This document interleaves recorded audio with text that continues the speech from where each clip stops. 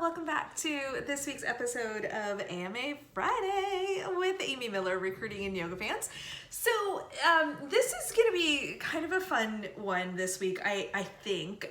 This is something I would want to know as a job seeker. So even though no one has asked me for this video, I'm going to make it anyway because I'd be curious. So we're going to talk today about the recruiter phone screen. So the recruiter phone screen, or the RPS, or the intake call, whatever you want to call it, I think different companies probably call it different things. It's been a recruiter phone screen for me forever, so that's just what I call it, RPS for short. This is the first contact that you are likely having with a recruiter.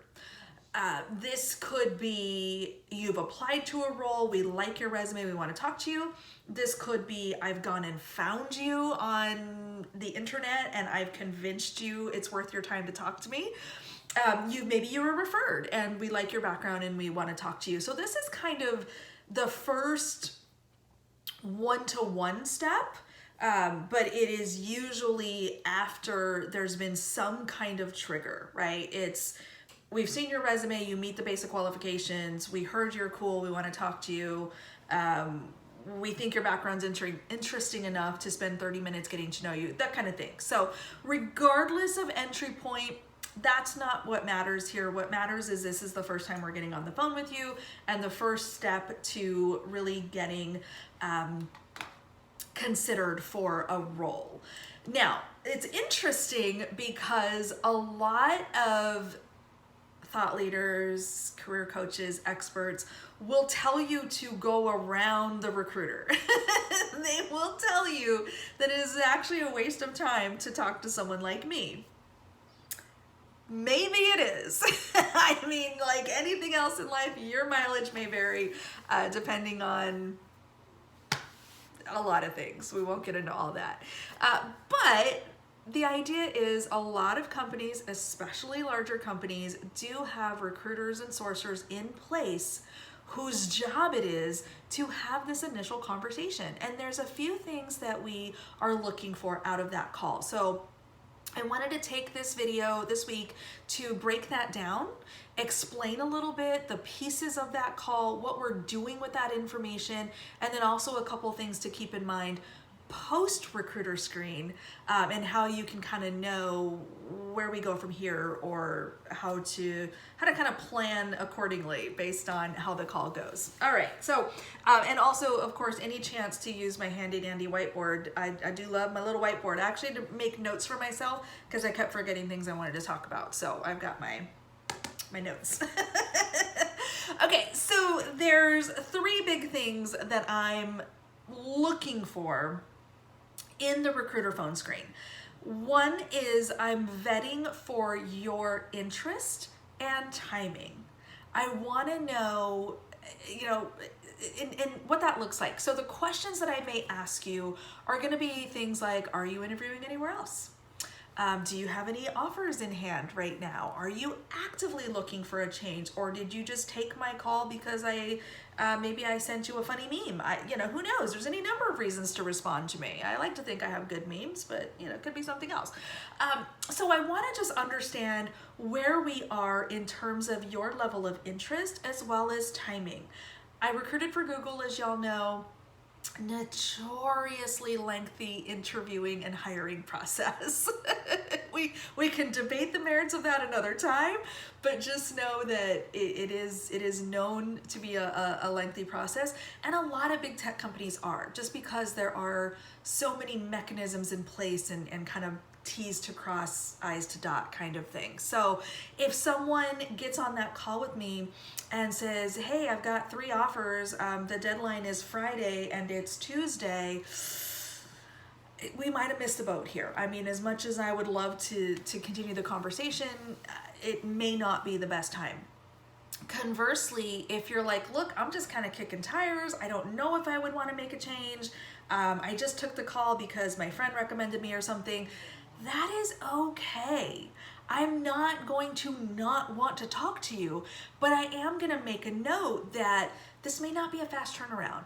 You might need more time than the average candidate to set up an interview. You might need a little selling. I might need to get a director on the phone with you to talk you into interviewing because it's a great role and we think you're great. So that's what I'm looking for. I'm just looking for what are some things I should be mindful of in terms of your interest and timing. That's it. There are no wrong answers to any of these questions, y'all. It is merely information that allows me to do my job better and be a better advocate for you, okay? So keep that in mind. The second thing, I want to dig into your background. I want to understand what you've done, what you've accomplished. So all the things that are on your resume, and if you've watched my resume videos, you've written down everything. Now you've sent me what you think is relevant to the job, which is great, but I may have questions. I'm gonna wanna know, if you're an engineer, a software engineer, how often are you coding? What's the percentage? Are you coding 80% of your day, or is it only 20% of your day? And if it's 20%, what are you doing the rest of the time? So things like that. So I'm trying to create a picture based on the resume, based on what I already know about you. I just want to flesh that out. I want to turn it from a 2D to a 3D picture, if you will, right? So I can kind of understand what's happening, what you're doing, what you've accomplished. The third thing that I want to ask you is, what is your wish list? What are the things that are really important to you in your next role? I say probably to 99% of my candidates, I will actually ask the question, taking off my recruiter hat, forget that I work for this company, what is your dream job? Tell me about, if I could give you a magic wand, what would the ideal role look like? And the reason why I ask that, and the reason why that's so important, is because I want to make sure that we're able to offer you the things that light you up. I don't want to try to force you into a position that you're not going to be happy with, or try to get you to interview for a role that's going to make you sad. I would much rather introduce you to a colleague, or send you to a different team, or God forbid, a different company, if we just genuinely are not going to be able to offer you what you're looking for. It's rare, because especially working for a large company, we've got a lot of opportunity. And usually if we're at the stage where we're talking anyway, something has gotten your attention. So it's rare, but it's just helpful information for me to know what's ultimately going to make you happy. And then that kind of ties into hopefully an offer down the road. Hey, you told me this was really important. Guess what? We're getting you that plus. So that's why these things are important, and why I want to capture that information up front. There's also kind of this extra +1 to that is the legal stuff. I'm going to ask you questions about work authorization, and it's a very simple, do you now or in the future, will you require authorization to work in the US? That's it. It should be a very similarly worded question.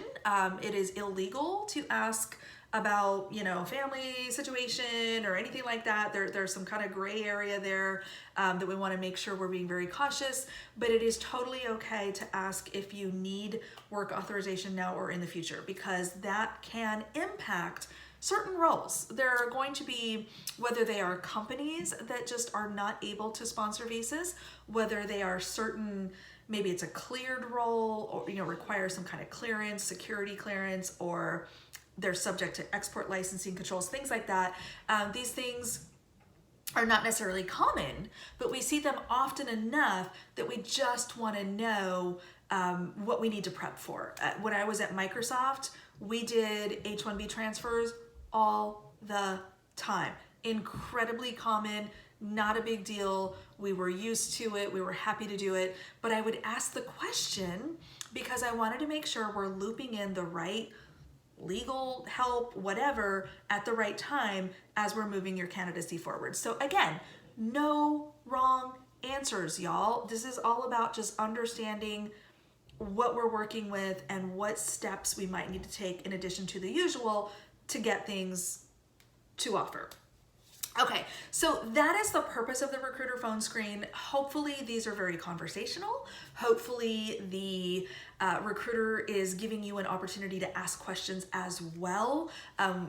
Understand, especially for technical folks, you might not get a bunch of technical answers just because I'm not a technical person, but I should be able to give you an overview of the team, the problem that we're trying to solve, why we need this role, what the person will be accomplishing in the role, as well as a sense of timing and next steps. And so that final point, I'll leave y'all with a couple of questions that you can ask the recruiter at the end of the conversation.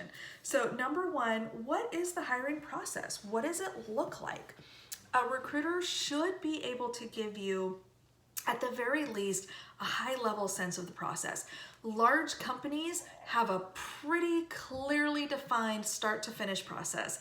I've said this before, there's no secret entrance, there's no password, there's no magic handshake.